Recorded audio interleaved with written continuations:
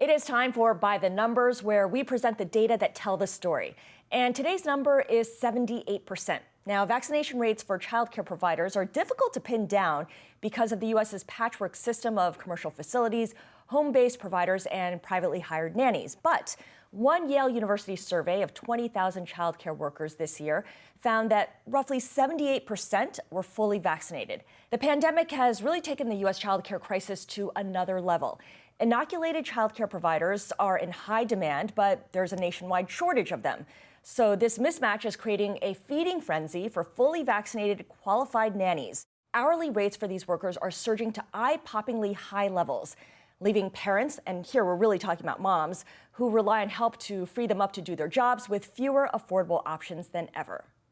So here now to discuss the current state of childcare is Bloomberg Equality reporter Kelsey Butler. You spoke with a bunch of childcare placement companies, and they all paint a similar picture that qualified vaccinated workers are like unicorns. How difficult is it for them to find these unicorns, and how much do they have to pay these unicorns?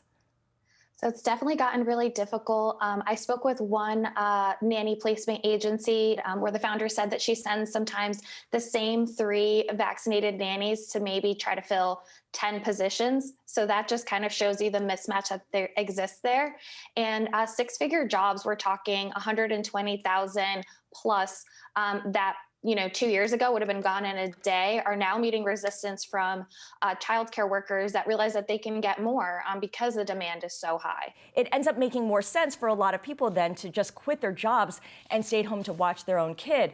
What does this mean then for women in the workforce, for their pay history and the broader economy at large? So we've already seen some of this kind of play out. Over 1 million women that have left the workforce during the pandemic haven't returned just due to affordable childcare.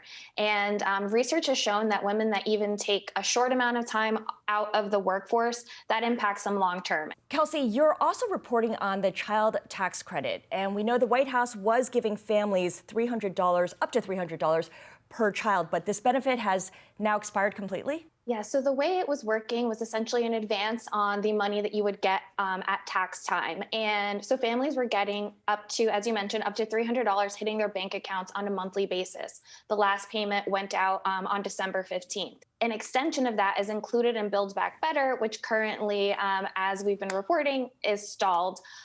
So what that means is families that have really been depending on that money come January 15th won't be getting anything. Is this enough evidence that these payments are actually helping families who need it? Certainly. So right after the payments went out, childhood poverty plunged by 40%. Food insecurity for the households that were getting these payments also dropped.